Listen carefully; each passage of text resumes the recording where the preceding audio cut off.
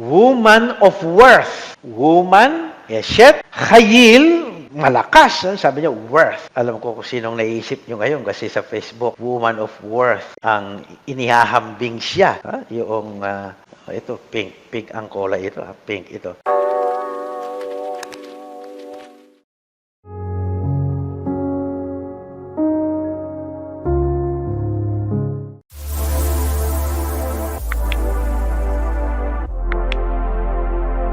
Part 4 na ito, yung pag-aaral sa libro ng Kawikaan. Una sa lahat, para kayo'y ma-refresh, i-review mo natin yung mga points na pag-aralan na natin. Diniscuss natin yung 5 libro under the wisdom books. Tapos, I also spoke yung aim or goal ng libro Aklat ng Kawikaan. Ang ibig sabihin ng masyal, ito yung anyong pampalitikan o literary genre na matatagpuan natin o ini-employ ng mga sages, ng mga gumawa ng mga makda ng libro na ito and the other books of the Bible, of the wisdom books as well. Then, tinignan natin yung outline o content o ang technical term dyan ay literary structure, struktura, balangkas ng Aklat ng Kawikaan. Ang authorship, at date na most likely kung saan ito finally collected, put together. And ang purpose of writing, first, do not forget na ang aim ng libro na ito is the formation, character formation ng young, sabihin na lang natin, maybe today you can say young men and women, future leaders ng Israel. So, character formation. Tinignan natin yung teolohiya ng libro, ang tungkol sa pagtingin sa Diyos, sa paglalalang, and ang tao. And then, we also discuss yung mga words, mga salita na ginagamit para sa karunungan ng wisdom. And the opposite, yung words for kahangalan, foolishness. Huwag nating tularan yan. Last time, naumpisan ko na pinaliwanag yung phenomenon sa libro ng Kawikaan at in the other books of the wisdom books, except Kohelet, except yung isa, meron silang section, itong 4 na libro na ito, except Kohelet, yung pang-5 sana, meron silang section tungkol sa karunungan na isinasakatawan ng babae, personified as a woman. At tinawag natin yan na wisdom woman. So yun yung ending natin last time. Paniliwanag ko yung mga iba-ibang verses, especially Proverbs chapter 8, kung saan mo matatagpuan itong phenomenon na ito ng wisdom woman. Okay? Ito ay isang art, drawing sa page ng isang Biblia, 10th century Bible, Salmo ito, mapapansin nyo. Ito si Haring David, King David, flank, pinagitnaan, flanked ng, sino kaya ito? Sa Greek, mababasa niyo yan, Sophia, so wisdom. Kabila naman ay prophetia, prophecy.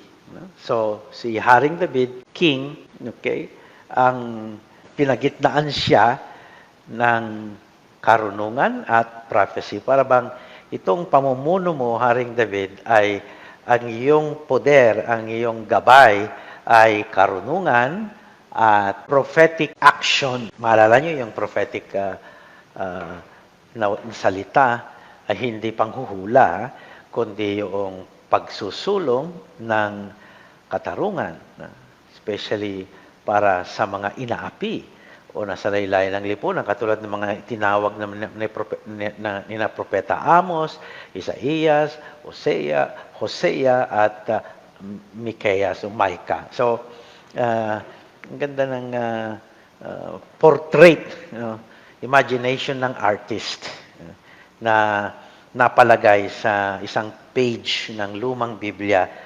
Pag sinabing luma, talagang luma. Kasi circa 950 AD, Yan, circa 950 AD, meaning 10th century. Ang mga Biblia natin sa Pilipinas dumating lang in the 19th century. Doon lang tayo nagsimulang mag-translate. Okay. Now, tuloy ko ang phenomenon ng wisdom woman. Okay? Nakita natin at the beginning, nandoon na, chapter 8. At towards the end, or ang ending, towards the end, nung libro ng Kawikaan, ay labas na naman yung tema ng babae, karunungan in the person of a woman. This time, sa chapter 31, sa pinakalas na chapter ng Kawikaan. So, beginning and end, para bang in-envelope, no? In-enclosed nung wisdom woman, yung buong libro ng Kawikaan. Kaya nga, mahirap hindi pag-usapan ito eh. Kasi mukhang talagang kinusa noong editor ng libro na ito, na unang kolekta o nagkolekta ng mga kasabihan o kawikaan, and when it was collected, gumawa siya ng paraan na yung unang parte ay ang pinag-uusapan ay karunungan in the person of a woman, personified as a woman, at towards the end of the book, andyan na naman. Karunungan in the person of a woman. Kaya parang, kung malay yung image na ginamit natin noon, parang bookends. Bookends, para tatayo yung nasa gitna ng mga bersikulo at mga kapitulo niya, binukend niya, buglagay siya ng yung para sa libro, para hindi matutumba, no? Bookends, at ang bookends na yon ay ang tema ng wisdom woman. So you see how important and essential ang tema na ito sa libro ng Proverbio o Kawikaan. Okay, let us see then the chapter 31. At chapter 31, lalabas yung sa Hebrew, Eshet Hayil. Okay? Hebrew word yun, no? Eshet is woman or wife. Talagang ibig sabihin noon eh. Woman or wife. Hayil ay pag ginagamit din ito sa mga militar, sa mga sundalo, no? Hayil. Gibor Hayil, sabi nila, champion, military champion. So, kaya yung translation niya sa English, yung pamagat sa chapter 31, beginning sa verse 10, yung word na Eshet Hayil, iba-iba, no? Depende how they render it. Ang isang popular na translation ay woman of worth. Woman, Eshet Hayil, malakas. Sabi niya, worth. Alam ko kung sinong naisip niyo ngayon kasi sa Facebook, woman of worth, ang inihahambing siya. Yung ito, pink ang kulay ito, pink ito. Woman of worth ang tawag sa kanya. And then, binabalikan yung Proverbs 31 na yun daw, mga description ng woman of worth sa Proverbs 31 ay parang siya. Yan. Parang yung presidentiable. Okay, but let's not talk about politics muna. So sometimes ang translation ay capable wife. Magkaiba 'yun, ha? Yung Eshet kasi parehang ibig sabihin is either wife or woman. Okay? Capable wife naman ang isang translation. I think sa yung woman of worth ay New American Bible. Yun ang ginamit niya. Ang capable wife, ang New Revised Standard Version ang gumamit ng capable wife. Capable nga dahil hayil malakas, no? Malakas. Hindi man pwedeng sabihin strong woman, pwede rin. No? Strong woman o strong wife. No? Kaso pag sinabing strong woman, baka ang isipin nila, diktador. Diktadora. Dahil yung strong man, diktador. Strong woman, diktadora. So, the attempt to to capture in one expression yung Proverbs 31 rendering yung Hebrew word Eshet Chayil. So, take your mamili kayo dyan. Kung gusto yung woman of worth, capable wife. Doon naman sa una, hukba lang yun eh. Wisdom per woman. So, lady wisdom. Let us, familiar kayo itong chapter na ito dahil nga malimit ito ginagamit lalo pag mayroong eulogy para sa isang namatay na nanay o babae. At ginagamit din ito. I have often heard or read itong Proverbs 31 sa mga eulogies. So, let us go one by one. And then I will comment the more significant ones. Who can find a woman of worth? Ayan. Far beyond jewels is her value. Woman of worth nga, no? Kasi wala siyang hindi mapapantayan lang kung anong pilak o ginto, no? Kasi nung unang panahon, di ba, binibili din ang asawa. Merong dowry, may mga kulturang, pati sa Biblia, no? Sila lalo pag alipin. Okay. So, her husband trusts her judgment. Notice that, ha? It's the opposite. Dapat ang nagbibigay ng judgment ay yung husband. A patriarchal society. Lalaki ang boss sa pamilya, sa bahay. Pero, look, itong woman of worth, Eshet Chayil, no? Her husband trusts it's the woman who is making the decisions. No? And dahil dyan, hindi sila nauubusan ng kita, ng livelihood, ng kabuhayan. Does not lack income. She brings him profit. Oh, working woman din ito. Yang working sa bahay ng ancient Israel ay yung lalaki. Patriarchal nga eh. Siya yung maghahunting, siya yung lalabas upang magtatanim, no? Ay yung babae takes care of the house, of the children. No? Pero here, notice, no? Siya sa buong buhay niya, siya yung naghahanap buhay. Swerte naman nung husband na ito. No? So, ito na, i-enumerate na yung ginagawa niya. She seeks out wool and flax and weaves with skillful hands.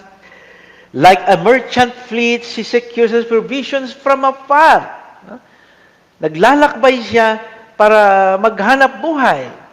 Parang OFW. Naghahanap buhay sa ibang bansa. At si Mr. na iwan doon sa Barangay 11. Naghihintay ng ayuda ni Mrs. Habang nagkukuskus alam na alam yan ni Josephine Mo sa Hong Kong. Nagkukuskus yung doon sa bahay ng amo.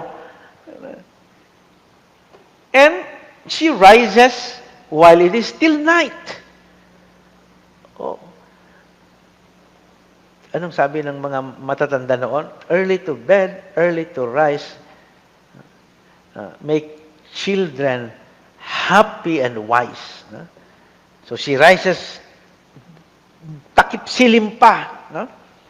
Para pakainin niya na ang kanyang household. Pati mga maid-servant niya, pinagsisilbihan niya sila. Siya ang nagpapakain, nag-aalaga sa kanila. Could you imagine? Superwoman. Then, maid-servant, typographical error. She picks out a field and acquires it. Siya yung nag-estimate. No? Nung bibilhin nilang farm, for example. No? Siyang manager. Siya ang namamahala. Saan si Mister? She girds himself with strength, she exerts her arms with vigor. Dahil sa ginagawa niya, parang Heidelin Diaz siya na matipuno ang kanyang mga kamay. Is a working hands. I remember when we were students in Rome, every Sunday merong mass yan with the Pilipinas. Karamihan mga domestic helpers sa Roma. So every Sunday pupunta sila sa center, magmimisa kami. Tapos in the mass merong hawakan nung kamay kasi Our Father. Usong-uso pa noon, hold hands. No? Tapos one time, pagkatapos nung misa, sabi ng lady sa akin, Father, ang lambot naman ng iyong kamay. Parang napahiya ako doon kasi yung kamay niya nung hinawakan ko, very rough. No? Talagang dahil sa paglilinis sa bahay, yung kamay ng pare, malasutla, malambot. Ibig sabihin, hindi nagmamanual work. Kaya ako doon. Itong woman of worth, no? Her lamp is never extinguished at night. No? Nagpupuyat. No? Para mabuhay ang kanyang mga kasambahay, mga kasamahan sa bahay. Then, working, no? She puts her hands on this staff and fingers ply the spindle, nagtatahi. She reaches out her hands to the poor, meron pa siyang social work. Apart from the busy na siya doon sa bahay, sa pagbubuhay sa kanyang mister, sa pag-aalaga sa kanyang mga maid servants, no? May panahon pa siya para tulungan ang mga mahihirap. Extends her arms to the needy. Superwoman nga. She is not concerned for her household kung darating ang krisis o snow o bagyo o calamity, hindi siya natatakot dahil marami silang ipon, marami silang abasto, marami silang savings. No?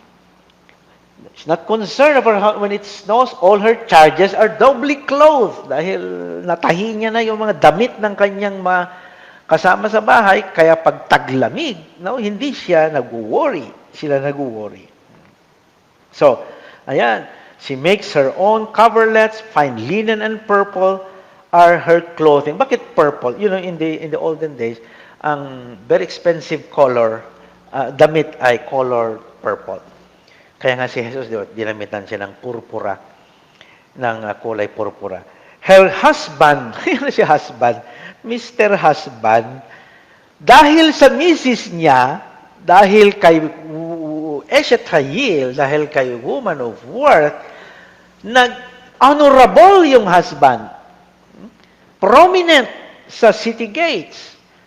He sits with the elders of the land. No? Tignan yung mga husband na ito. No? Baliktad. No? It should have been the wife who is honorable because of the honor of the husband. No. Ang honor ng husband is due to the honor ng kanyang misis. Kaya si husband, pagpunta sa city gates, yun yung tagpuan ng mga nung unang panahon. No? You have everything there. No? Selling, judging, learning sa city gates. No? She makes garments and sells them and stocks the merchants with belts. Yun. She is clothed with strength and dignity and loves of the day to come. Relax na relax pa siya. No? Katulad noong ant na nag-iipon ng pagkain, sabi ng Book of Proverbs, sa masyal natin, pag tag-araw, para meron siyang makakain sa tag-ulan. No? And she opens her mouth in wisdom. Marunong. Punong-puno siya ng karunungan. Kindly instruction on her mouth. She watches over the affairs of her household and does not eat the bread of idleness. Ibig sabihin nito, ill-gotten wealth. Hindi siya nakikinabang sa ninakaw na pagkain galing sa nakaw. O pera, binabili mo, ninakaw na kinulimbat mo ganyan, o ill-gotten wealth, pinambili mo, at yun ipapakain mo sa iyong mga anak mo. Di ba sasabihin, I could not imagine magulang ka, papakainin mo yung mga anak nung kinulimbat mo. What is that, no? Kinakain nila yung galing ninakaw mo sa pera ng bayan.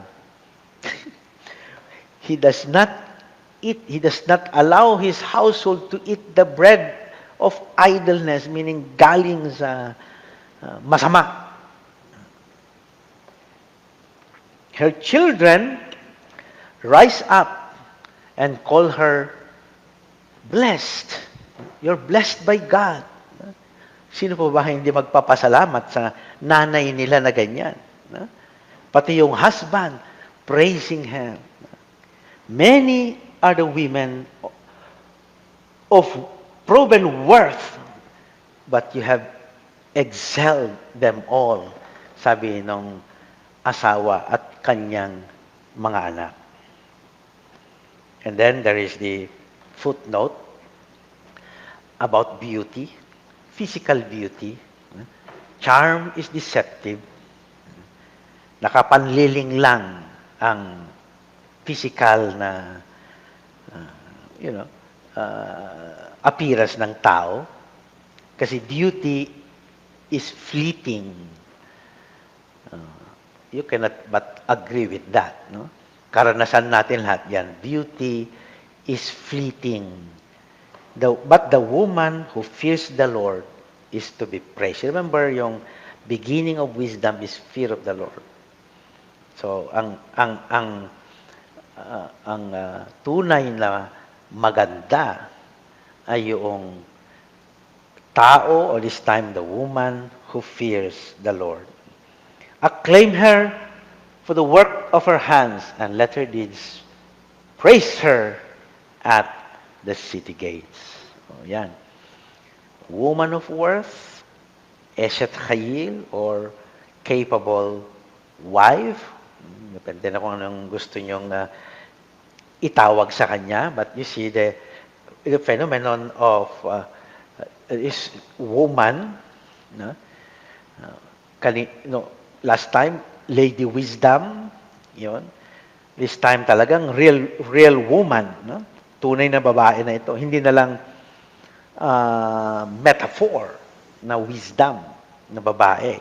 Doon sa una nating diniscuss, ano yun literary style.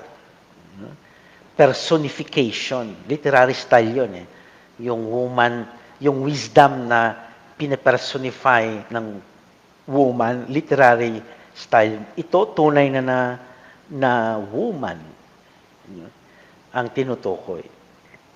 Okay. What is this? Well, if you go to Jerusalem today, there are different gates. And all the gates there ay merong historical, may stories, may historical value explanation. Of course, the most popular gate is the Damascus Gate. In the old city of Jerusalem, maraming gates. May David's Gate, may Golden Gate, maraming gates. Kasi nga, ang walled, di ba?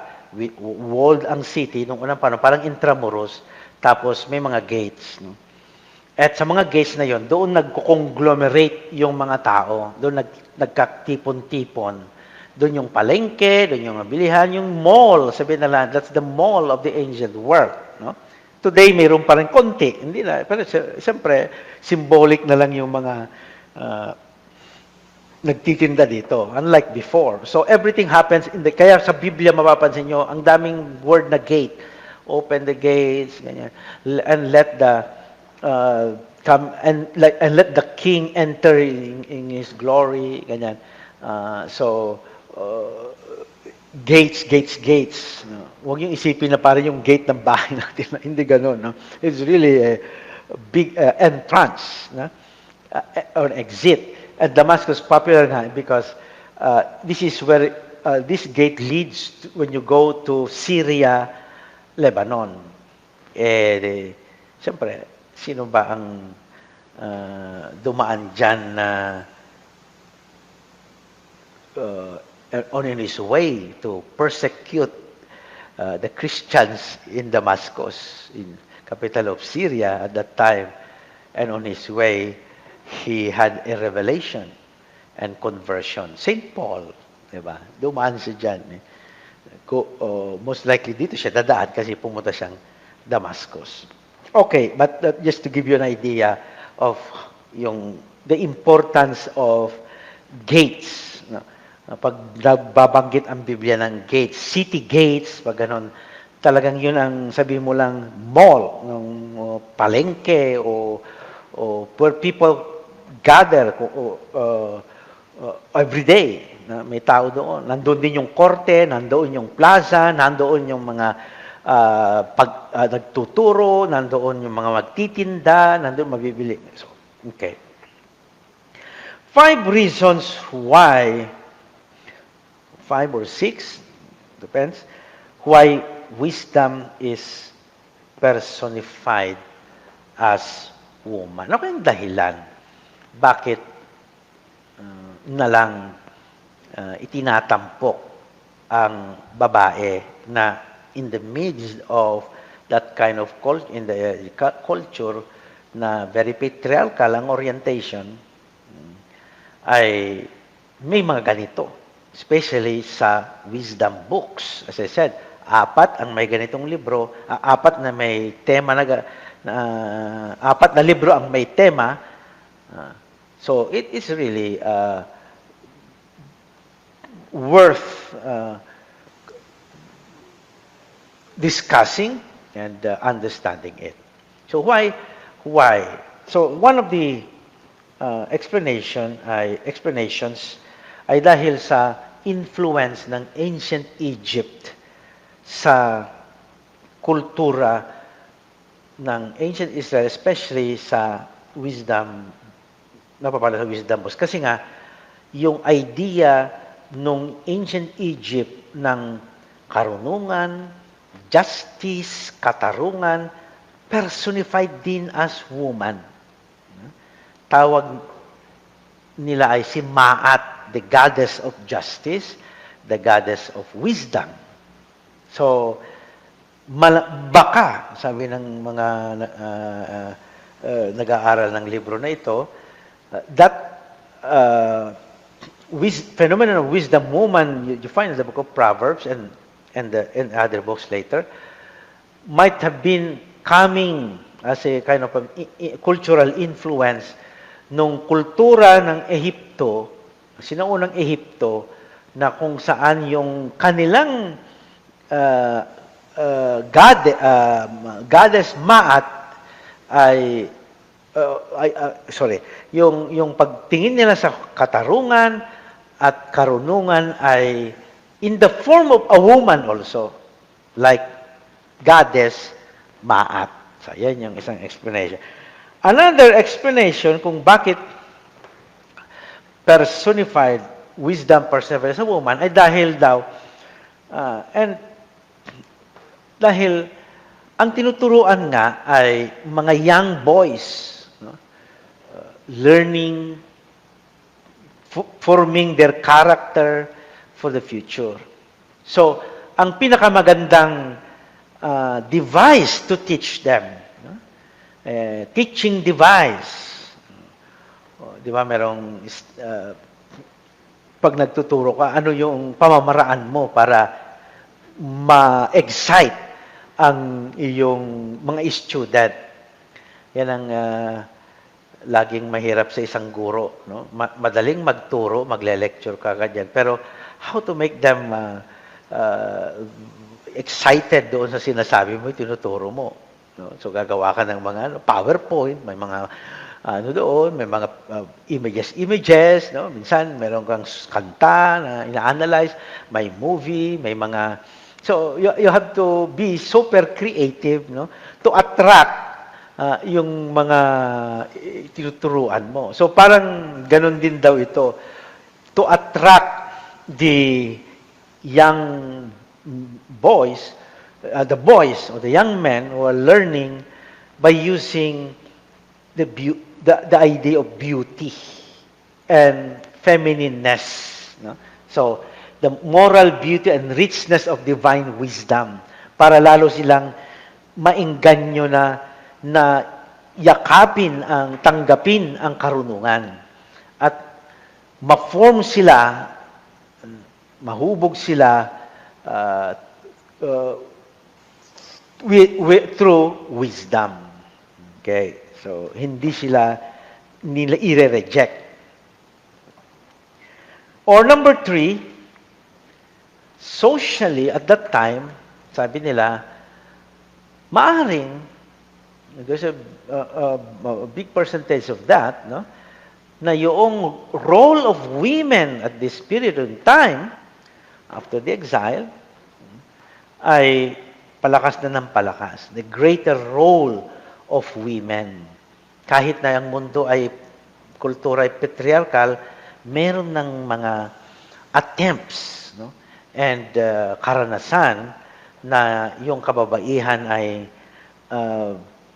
they were given greater roles to play in the society, contributing a lot to the moral and intellectual life of people in their community. Kasi nung unang panahon hindi pinag-aaral din ang mga kababaihan. Just like in the past sa history ng ating educational system, di ba? Hindi naman ang nauna munang pinag-aaral.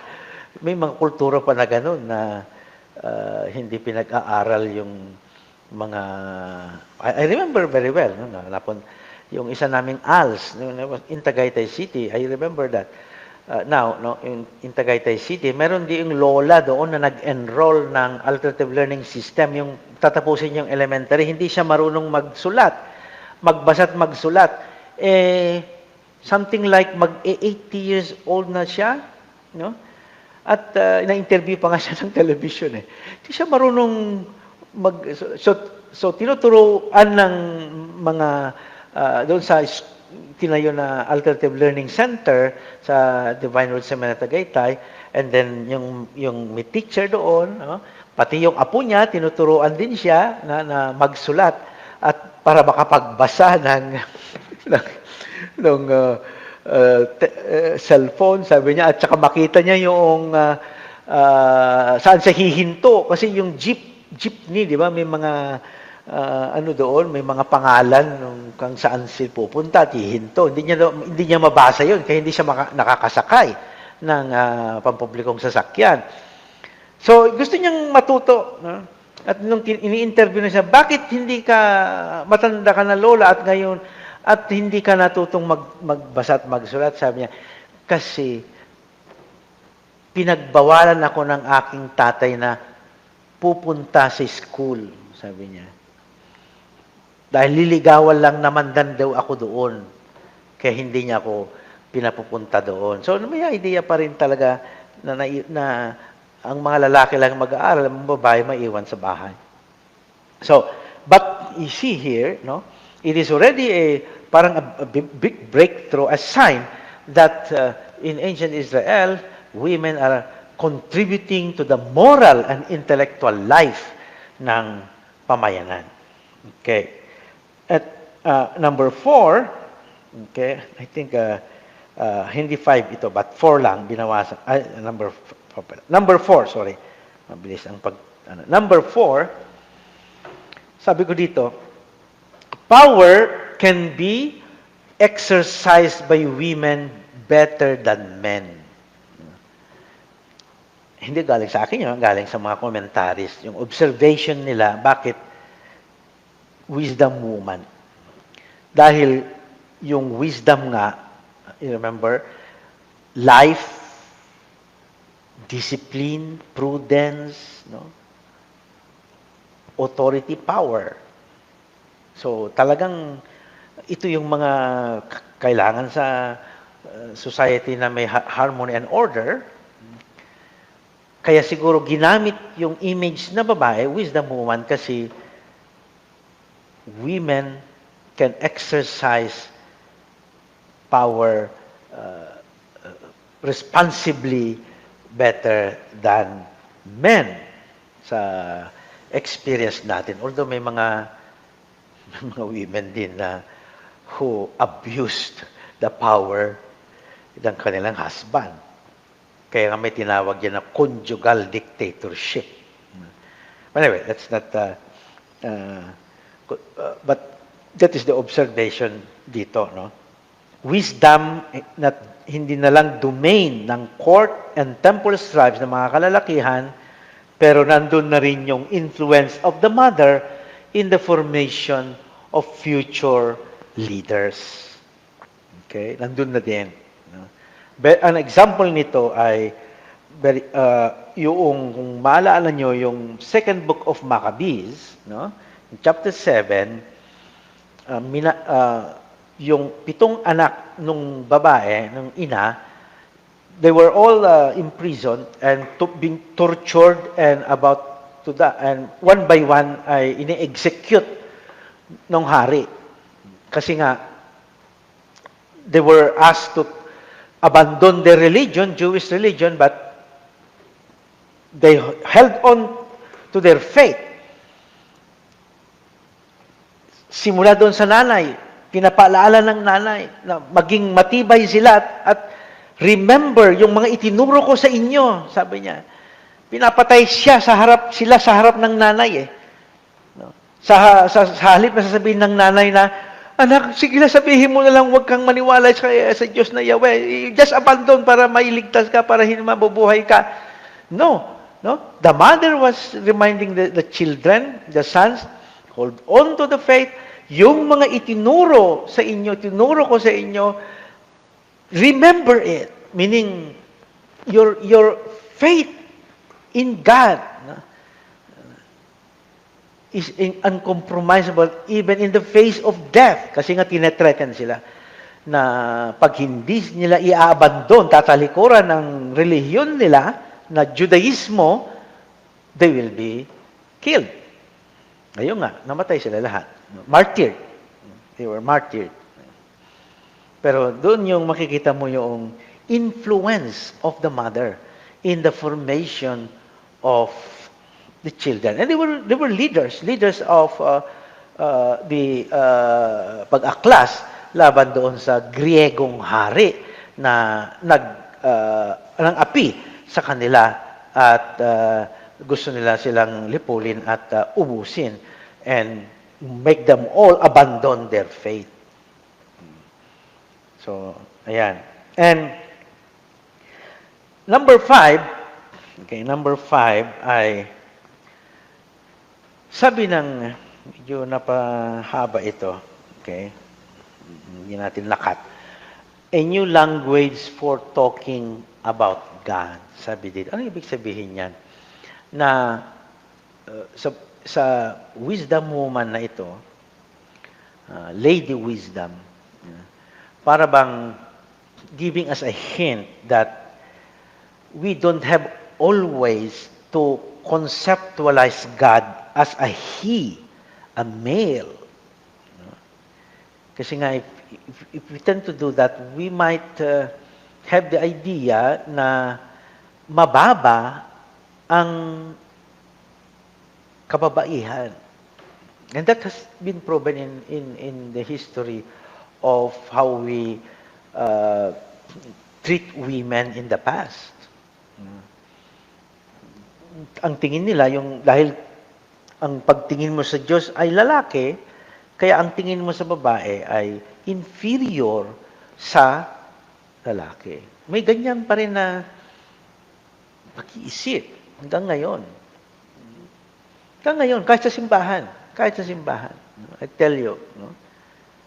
sa pagsisilbi sa simbahan, mula sa pagdidistribute ng communion. Gusto lalaki lang. Wala namang sinabi ng liturhiya na lalaki ang pwedeng mag-distribute ng communion. Kahit tanongin niyo po kay Father Ronnie, mag-serve sa altar. Gusto mga boys lang, hindi girls. So gusto purely lalaki lang ang nandoon. Wala namang ganun na official na ano na. Sinabi nga ni Pope, yung ministry ay altar girls, altar boys. So, you see, pero hindi naman ang simbahan gumagawa nun. It's the mentality of some people na ang tingin nila ay ang lalaki is a superior gender over the female gender. Baka naman, isip na yan dahil ang tingin nila sa Diyos ay lalaki lang, exclusively male. Pero pag kinonsider mo yung Book of Proverbs, you remember yung Lady Wisdom, you will come to emphasize as well the feminine side of God. Sa libro ni Prophet Isaiah, inihambing pa ngayang sarili niya sa, can a mother forget her baby? Malilimutan ba ng ina ang kanyang anak? Meaning, siya yung ina doon. Malilimutan niya ba ang kanyang anak na Israel? So, you see, he even compared herself with a woman, mother. And then, you remember yung wisdom sa New Testament, no? Wisdom vindicated by her deeds. Jesus, applying yung Lady Wisdom to the Son of Man, to herself. So, that's the another reason why Lady Wisdom is used as a literary style in the book of Proverbs and later on in the 4 more books to come. Ito yung martyrdom of mother and her sons sa second book of Maccabees. Well, you can just download sa internet.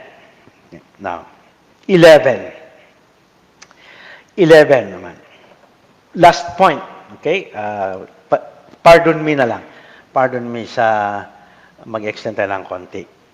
Kung merong wisdom woman, okay, at merong woman of worth, Proverbs 31, wisdom woman, Proverbs 8, in closing the rest of the book of Proverbs, meron ding pasaway, meron ding contrast, meron ding spoiler, sabihin na lang natin, no?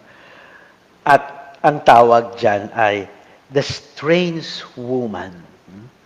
The contrast. So, binawarningan nung magulang na mag-ingat sa strange woman. Sabi doon sa anak. No? To the wisdom woman, doon ka makinig. Doon ka lalapit. No? Yun ang susundan mo. Huwag yung the strange woman. Kaya nga, ako naglagay nito, fatal, parang pamagat ng movie, fatal attraction yan. Ma-attract ka dyan, pero kamatayan ang ending mo. Okay. Yung wisdom woman, ma-attract ka, buhay at karunungan ang mapapala mo. Dito, death. Tragedy. So, strange woman is the English, pero sa Hebrew word, yan yung Hebrew word niya, Isha Zara. Isha Zara. Sometimes, ang translation niya sa Bible, especially, halimbawa, itong New Revised Standard Version ng NSB, loose woman ang ginamit na word. No? Sa other translation, woman folly. Ang maganda sa Tagalog, patutot. Hindi ako Tagalog, so I check in Tagalog. It's the, nakalagay doon nasa dictionary, babaeng mababa ang lipad. Sabi yung patutot. Maybe it's an old Tagalog word. No? Or haliparot, yun din ang nakalagay sa Bible, Tagalog Bible, haliparot. No? Siguro hindi na maintindihan ng mga nagbabasa yung patutot at haliparot, kaya yung more modern Tagalog translation, sinabi na lang, masamang babae. Or babaeng dayuhan, kasi nga strange woman, yung isang possible translation ng Isya Zara. In Ilocano, check the Ilocano, mga lilaw a babae, deceitful woman, no? A woman who deceives, mga lilaw a babae. No?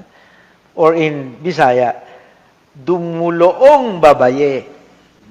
So, you see, the attempt to make sense of that Hebrew word, Isya Zara.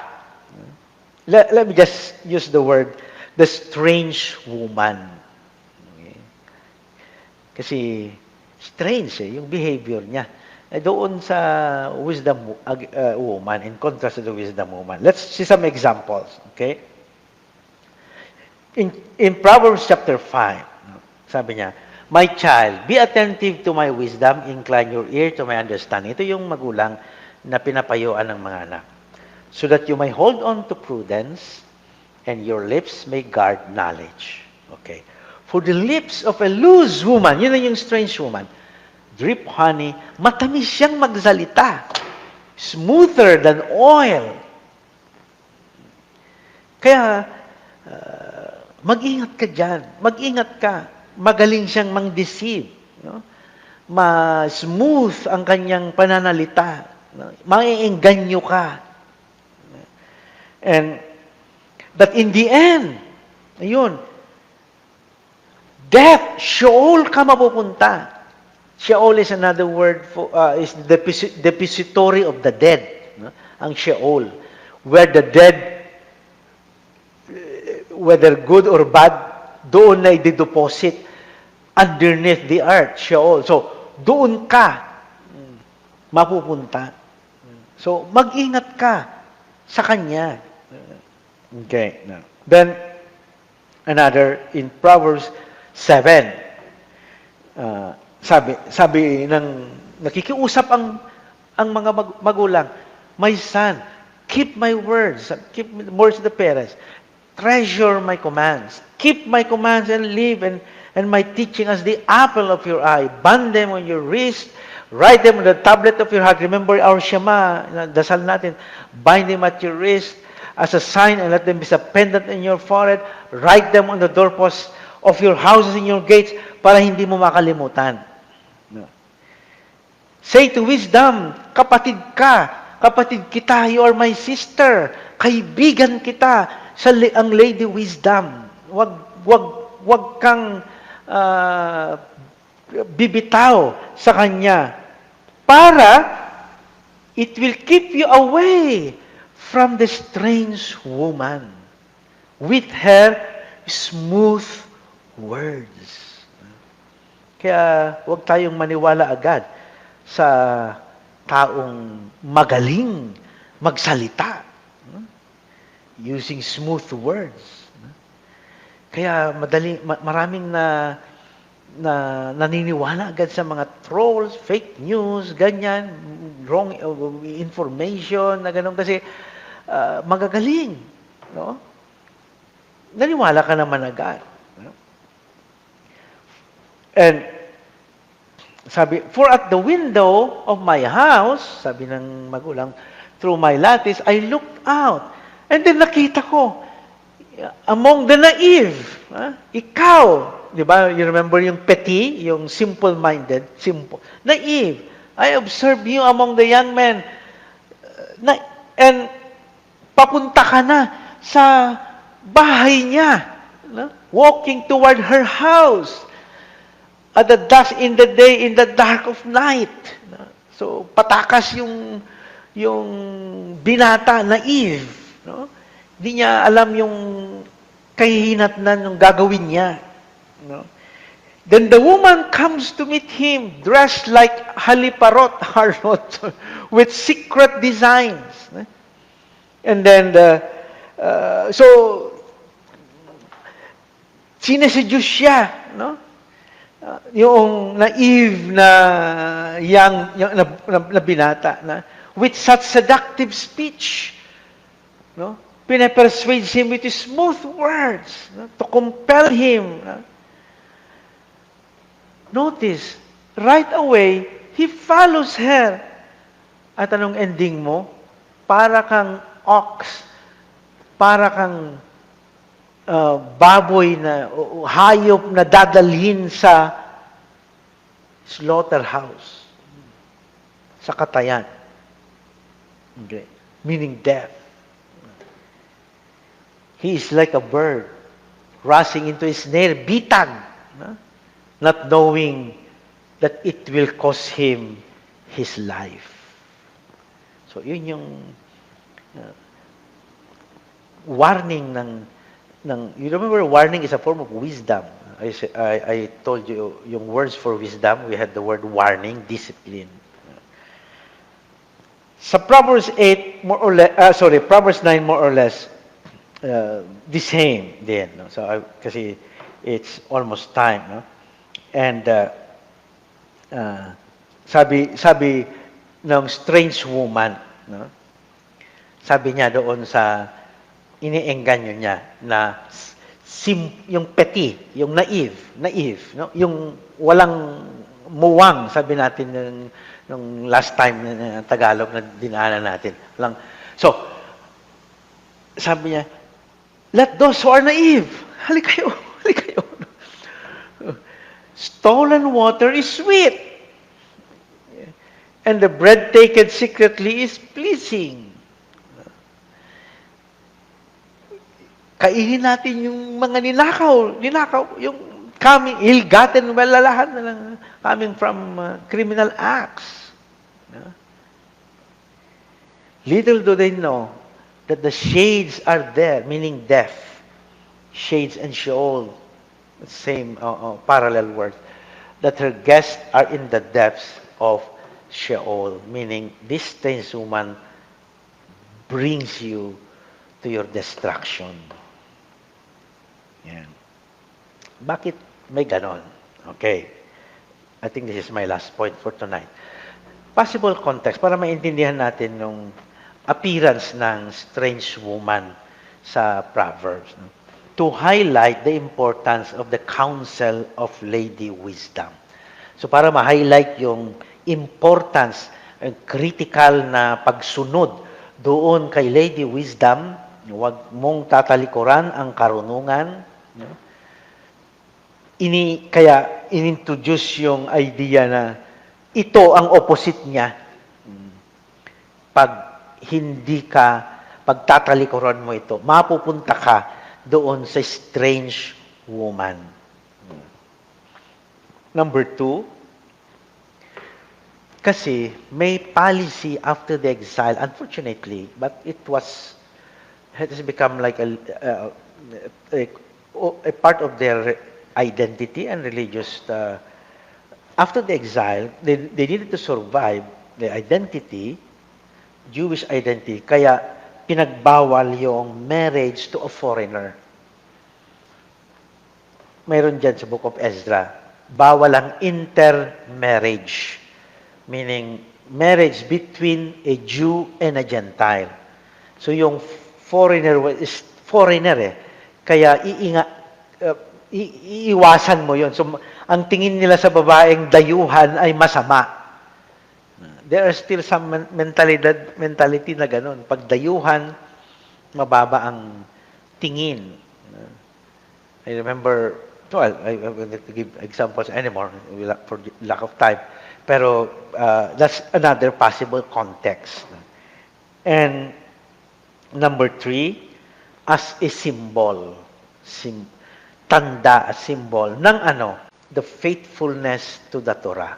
That the key to success, sabi ko na noon, sa discussion pa natin noon ng historical books and prophets, is faithfulness to the Torah, to the commandments of the Lord, to the laws of Moses.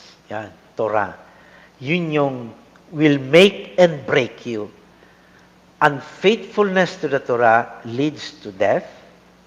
Faithfulness to the Torah leads to life. And the unfaithfulness to the Torah is symbolized by this strange woman. You see, you are led to death. And the symbol of faithfulness to the Torah is the Lady Wisdom, the wisdom woman.